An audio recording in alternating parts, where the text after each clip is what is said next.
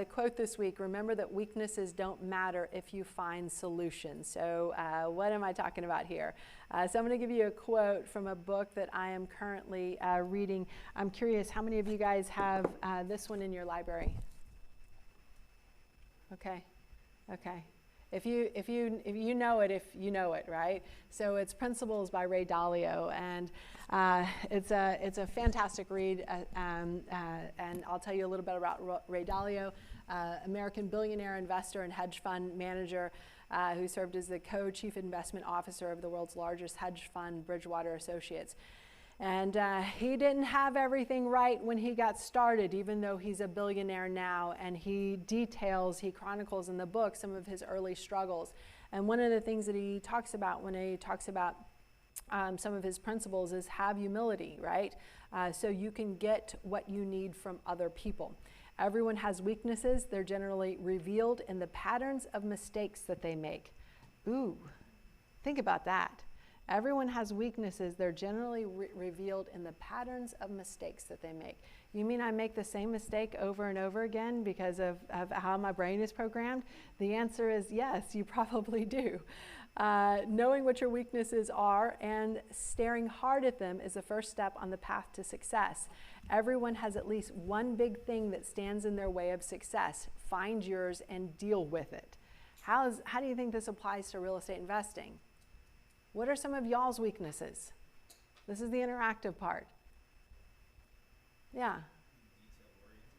That's a weakness for you. Okay. So you delegate. Wonderful. Yeah. Who else has a weakness? Yes. Procrastination. All right. Okay. Who else? Yes. You're impulsive. Oh, got my right brainer right there. Fantastic. Who else? Yes, sir. Getting stuck in a bigger deal than what you can afford. Okay. Yes. Analysis paralysis. So you're my left brainer. So the two of you are like, the yin and the yang of real estate investing. Okay. So who else knows what their weakness is? Yes. Execution. Okay. So you're good at planning. You're just not executing it. Okay. All right. That's good. That's actually one of the things that Ray Dalio talks about in the book as well. What else? Who else in there recognizes a weakness? Yes. Lack of knowledge. Okay, what is a weakness as it applies to real estate and real estate investing? Anybody? Someone said fear? Is that what I heard? What else? That's good. Capital, uncertainty. What else? What else? What are some of the things that you know is a weakness on your behalf, on your own knowledge? Okay. What else? What else? What else? Anybody else? Everybody else is like, nah, I got this. Say it again. Being connected. Somebody said something over here. Networking. Having a strong network. You raised your hand in the far back. Overthinking. Okay, so another left brainer, right? Okay, that's awesome. Okay, thank you guys for sharing. Finding the right team to work with. Finding the right team to work with. Yeah. Okay. Time. Oh my gosh. Yes. Thank you for making time to be here tonight, by the way. So here's what I find that a lot of the weaknesses are that a lot of new investors have. Some of you guys mentioned some things that I didn't put in there, like impulsive, like analysis paralysis, right? But are these all things that might be a weakness as we're getting started as real estate investors? Yes. Is anybody in here saying, nope, I'm good. I don't have any of these weaknesses? Anybody? Seriously, it's okay. None of you. So we all have something, right? Knowledge. I think what I like to call it is tribal knowledge, right? So it's not just, knowing information, and YouTube will give you a lot of information. The internet will give you a lot of information. The problem is there's a fair amount of ridiculousness just kind of like sprinkled on in there, right? And you don't know what's right. So to me, it's the tribal knowledge. It's that local knowledge. It's that local network that you can ring up and say, hey, can you hop on the phone real quick because I've got something that I don't know how to figure out, right? Sometimes that's the thing, that's the difference between having a deal and not having a deal, right? Or losing a deal. The network, right? So if you're not networked with the right group of people, maybe you're not networked with someone that you can trust. Maybe you're not networked with a group of people. And the way that Phil described it to me, recently we were talking about the Real Estate Investor Association. He said, and in our group, we have a bench of players that's 5 people deep in each position, right? So is that something that can unlock a deal, right? Because sometimes you might know someone, but they may not know the answer, but if you have the next person, the next person, the next person, right? So they may have the answer. So you want that bench of people that is layered and that deep. Marketing. So how many of you guys are getting your deals off of the MLS? Okay, 1. And that was Jeff, who's buying deals in a different state, right? So I'll tell you here in Austin specifically, how much inventory do we have? Someone said 0. I think that's what it would round to, right? Because literally it's like 0.5 months, maybe even less in some areas of months of inventory, right? Which is practically 0, considering that normally we have about 6 months of inventory. And in Austin, I'm going to try and remember the number exactly right, but I think houses in Austin last year sold for 105.9% of their list price.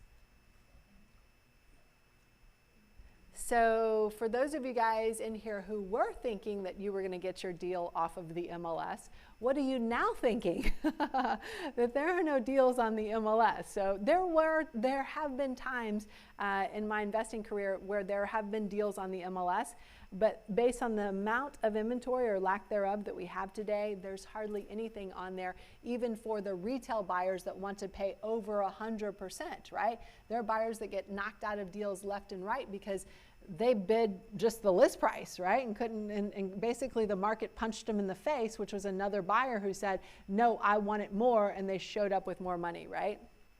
So doing the marketing, the way that we get deals as real estate investors is not going to be on the MLS. You got to have different strategies to go through the marketing. We'll talk through that tonight. Getting the actual deals, right? So it's not just about doing the marketing, it's getting those leads, getting those deals that come in. Is it a prospect or is it a suspect? Getting the funding. So funding is definitely a big issue if you don't know who to go to who can fund some of these uninhabitable houses, right?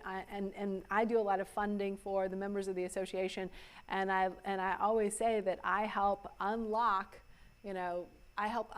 deals for investors on unachievable timelines. Because if you go to most traditional lenders, how long do they need to close your deal? Most lenders are going to need at least 30 days to be able to do that. As a real estate investor, I know that some of these deals are expiring on the day of the auction, or expiring because they're going to go to some other investor, or expiring because they got a short contract for whatever reason. So being able to have that funding in place that understands what you're trying to accomplish and helps you do that. And then, of course, all the power team members, right? It's like when I talk about the Real Estate Investor Association, I say it's the contacts, the contracts, and the contractors, right? All 3 of those things are things that we need, and we also need the people that can help us through this process, because we don't want, hopefully you don't want to do everything in your business, and I'll talk about that in a few moments as well, but we need other people who are specialized and have a skill set that are designed to help and support us. And then the analysis and due diligence. So if we're impulsive, we're just putting everything under contract that we can get under contract. If we are analytical, left-brainer, then we are, oh, I know I'm here right now, I've got a contract with me, but I'm just not ready to fill it out because I got to go and do a double check, triple check of my ARV, right, my after repair value, and or I got to bring my contractor or multiple contractors over before I want to make you, because the offer that I want to make you is going to be perfect, right? versus my right brainer is like, nope, I don't care, I'm putting it under contract and now is good. So being able to do the analysis and due diligence, I want you guys to combine those skills to be able to very quickly do the analysis and due diligence and put it under contract fast, because here's what I'm going to tell you guys. If you don't put it under contract the day that you are there, what's going to happen with that seller? Are they going to wait for you by the phone? No. They're going to go with someone who's impulsive and someone who says, no, I'm willing, let's put it under contract right now. So that's what you might lose that deal to.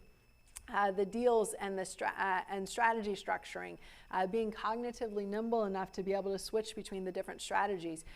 Closing and negotiating skills. How many of you guys have ever done like mano a mano with a seller, right? Trying to get them to sign a contract.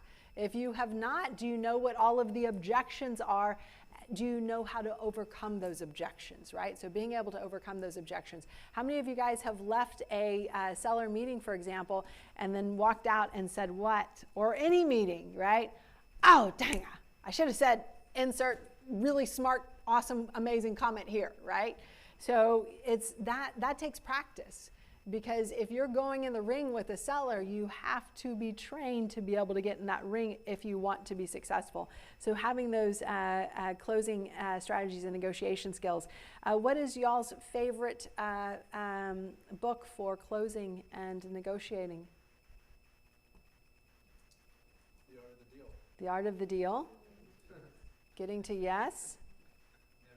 Never Split the Difference, Chris Voss. Former FBI terrorist and hostage negotiator. Some of you guys might be thinking, what does terrorist and hostage negotiation have to do with real estate investing? Well, if you are thinking that, what you have just told me is you have never negotiated with a motivated seller, because sometimes it does feel like you are negotiating with a terrorist, okay? So if you want, is that true? Is that true? Yes, right? So if you want, and now, this is the ninja level stuff. This is the PhD level stuff. And this takes an enormous amount of skill and practice. So don't just read it or audible it for fun. You need to be reading it and taking notes at the same time. Because some of the different strategies that he goes through, whether it's labels, whether it's mirrors, whether it's summarizing, whether it's accusation audits, whether it's no-oriented questions, those are skills that take literally mental gymnastics in order to be able to get right. If you're looking for, hey Shanoa, that sounds like maybe a little bit, I might not be ready for that. What's another book we can recommend for negotiating, for closing? What are some of y'all's favorites? How about the book Exactly What to Say? Exactly What to Say. It's written by Phil M. Jones. It's 23 different phrases that will help you get to where you want to get, that will make selling effortless. Now there's 2 Exactly What to Says before you put it in your Amazon box. Hold on. Phil M. Jones, yeah? Before you buy it on Amazon, he's got 2. He's got Exactly What to Say, and he also has Exactly What to Say for the real estate agent. Okay. Now, I recognize that 95% of you guys are not real estate agents, but is it true that real estate investors often encounter a lot of the same objections that real estate investors and real estate agents often encounter the same objections? Is that true? The answer is yes. So that one is the one that I would recommend for you. That one is, I would say, and it's not to say that, you know, the Phil Jones book is the high school diploma in it, but it is the perfect getting started book. And for those of you guys who have been selling already for a while, closing already for a while, I've had people after I've recommended this come up to me after and say, Shanoa, I've been selling vocationally for 40 years, and I thought there was nothing else I could learn about selling. But I pulled about 5 or 6 different change ups, and these change ups, what do I mean? These are 2mm shifts in terms of how we say things, right? And is it all ultimately not just what we say, but how we say it, right? And then, ma'am, you said one of the books was Getting to Yes. So I'm gonna just, Chris Voss hates that book. Why does he hate that book? No. So here's what happens. Sometimes, and I'll ask you guys this, have you ever felt like you were being painted into a yes corner? And then you kind of just acquiesce. Yeah, you're right. Yeah, you're right. And then what happens? What's your follow through? No, it's you said it's remorse, right? You're following through on this? The answer is no. So one of the things that he does is he gives your negotiating counterpart, that's how he refers to them, a little bit more power. And how does he do this? He asks no-oriented questions. Would it be ridiculous right now for me to make you an offer? That's called a 2 millimeter shift, right? Would it be absurd for us to talk about the terms again? That's a 2 millimeter shift from what you're saying right now. That's getting away from getting to yes. So getting to yes was in fact, in the first chapter, he covers this in the book. And one of the things that he says is, he went to a Harvard, negotiation class with a bunch of law students, okay? And is that okay, Mendoza School of Business, Notre Dame, okay, awesome. So that was their playbook, getting to yes. And what happened was every time they would put Chris Voss with one of these super smart, Harvard guys, right, who was like using all of those techniques and trying to negotiate hard with him, Chris Voss just said one thing every single time. I'm sorry. How am I supposed to do that? Long, dramatic pause. You say nothing. So when you're wanting to get a deal at $150,000 and the seller wants $200,000, if you say, I'm sorry, how am I supposed to do that? And then you shut the heck up, what's the seller now trying to do? No, now they're in charge of solving their own problem, right? And sometimes they're pretty terrible at that, right? So Closing and Negotiation Skills, those are my top 2 favorite books for getting exactly to where you want to go. Probably my favorite one is this. So how many of you guys have dealt with a situation where you were ghosted? How many of you guys have dealt with a situation where you're ghosted? So men, I'm not just talking about dating, I'm talking about real estate here, okay? But this can apply to both worlds. Next time you're ghosted, why don't you say this? It seems like I've said something to offend you.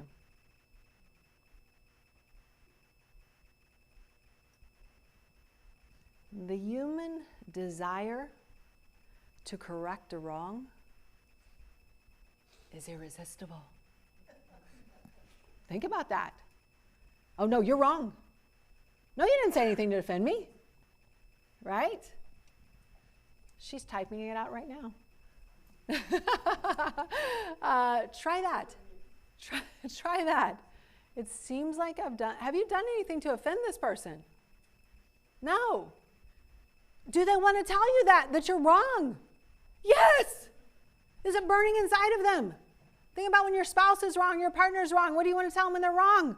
Oh, no, you're wrong. And I want to prove it to you. So that's like, oh, yeah, I can see how this might work. Yeah. It seems like I've done something to offend you. It seems like I've said something to offend you.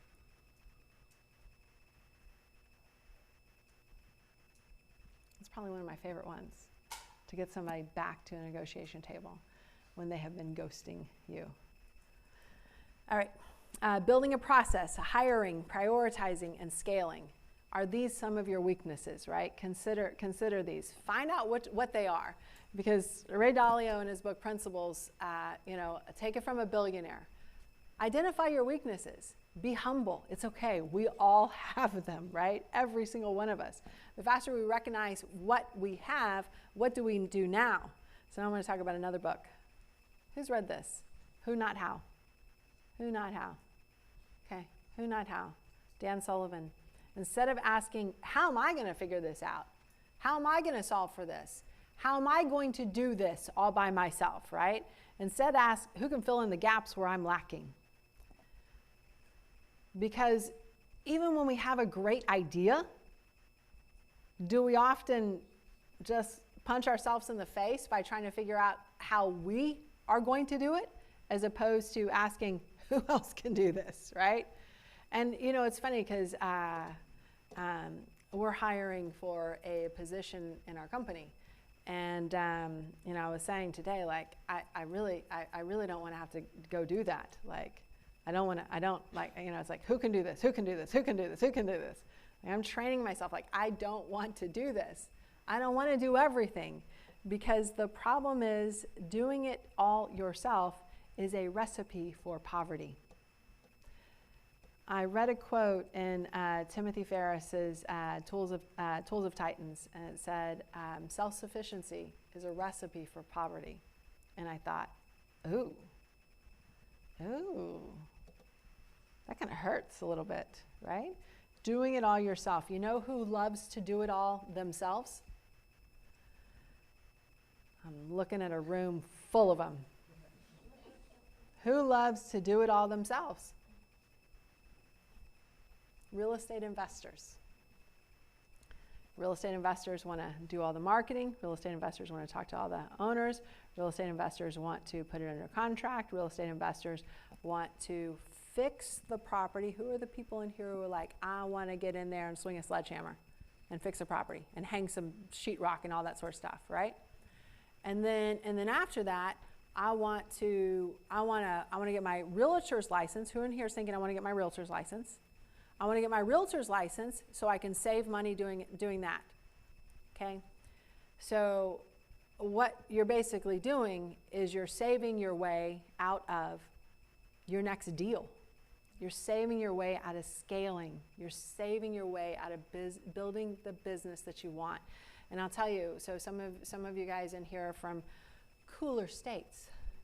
So in Texas, when it's August, and so some of you guys are new here, so I got to tell you, Texas doesn't have the traditional 4 seasons. Texas actually has 5 seasons. 5. It's 5. So we have a regular winter, right? We have a regular spring. We have a regular summer, and then we have something called super summer.